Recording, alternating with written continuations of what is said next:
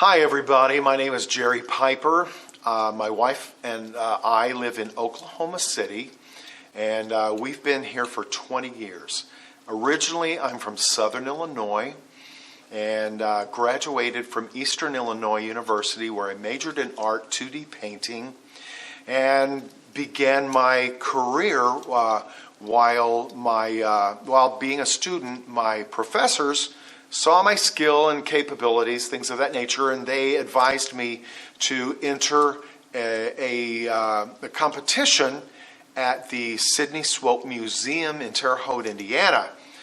So I entered, I was accepted, I won an honorable mention, and that sort of created the whole thing for me to begin, and I was very excited by that. But let me backtrack just a moment. When I was young, growing up in a rural community in Southern Illinois, I was never taught art. We had no art in my school system. It was just a small coal mining and farming community. We had no arts whatsoever. And I always wanted to study art. I would draw a lot. I would try and paint, things of that nature, even as a small child. When it came time to graduate high school, I was so excited because I thought I was going to get to college and study art finally. And when I got to college, I went to my guidance counselor, and they said, well, what do you want to study? And I said, well, I'd like to study art. And they said, well, I'm sorry, you can't do that. And I said, why not? I was brokenhearted. And they said, well, you haven't studied art through all of your educational process, and you're not going to be able to compete with all of these kids from New York and Chicago and St. Louis and all these places, who've had art since kindergarten. And I didn't know what to do. I was brokenhearted, and I didn't study art. So actually, I followed a music trajectory because my family is also musicians as well as artists. And I did that as a career until about the age of 40, when I was given a full ride scholarship to school. And I went back as a non-traditional student, and I was going to finish my music degree.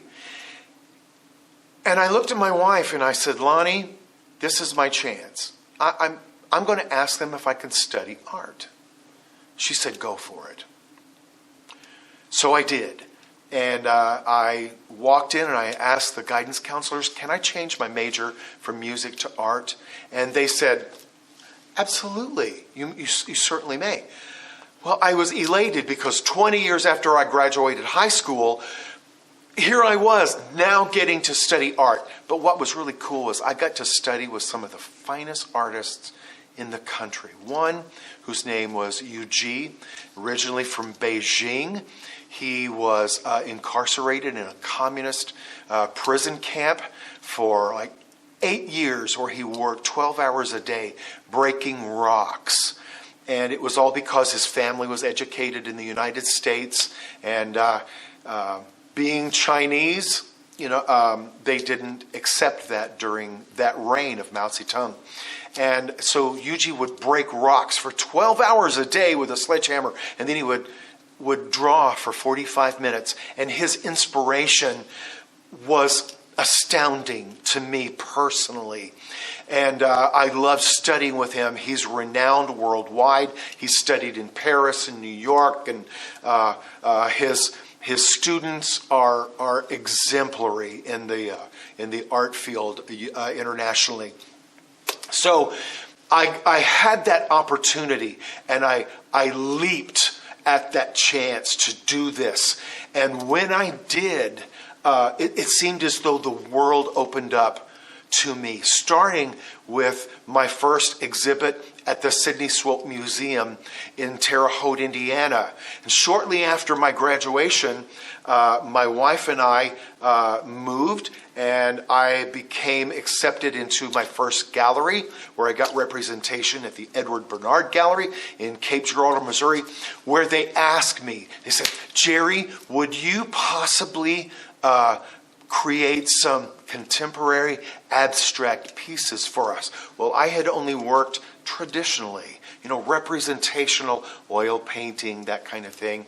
But I accepted the challenge, and when I did, it seems as though the world opened up and everything began to happen for me. My work began to be seen. It began to sell more greatly. My wife and I moved then to Oklahoma City a little over 20 years ago, and boom, everything flat opened up for me, and I started getting gallery representation. I became the first vice president of the Mid-Dell Art Guild, and I served in that capacity, and I just began rubbing shoulders with all these different artists, in the region and area. And as it stands, right now, my work is now represented by considered one of the top 3 galleries in Oklahoma City. I'm represented by North Gallery and Studio, which recently was awarded top 3 by the Oklahoma Reader's Choice Awards. And I love to teach as well. I teach classes to adults, and I've taught children through adults throughout the years. But one of the things that I love to do, this is who I am, and this is what I'm about. I love to encourage people who want to try something they've never been given an opportunity to do, because I know what that's like. I know what it's like to desire to do something, to desire to become something, and have the established educational system say, "Oh, I'm sorry, you can't do that." So I love giving adults and children even the opportunity to set their abilities to do something they've never done before, to encourage them, to motivate them, to inspire them, and to give them the kind of direction that they need. Because now, my students, I'm watching, these sweet housewives start to create pieces that they're taking to fairs and shows and things that one of them came to me the other day in my Wednesday class and said, those paintings that I did the other day that I showed you in class? And I said, yeah, what about them? She said, I sold every one of them.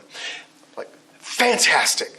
That's what it's all about. That's what I am all about. I love to paint. I love to show, and I'm here right now at the Graceful Art Center showing my watercolors through the month of October. We'll have some more through the end of December, but my heart is helping young and even older artists find the fact that they can do what they set their heart to do, and that makes all of it even more worthwhile.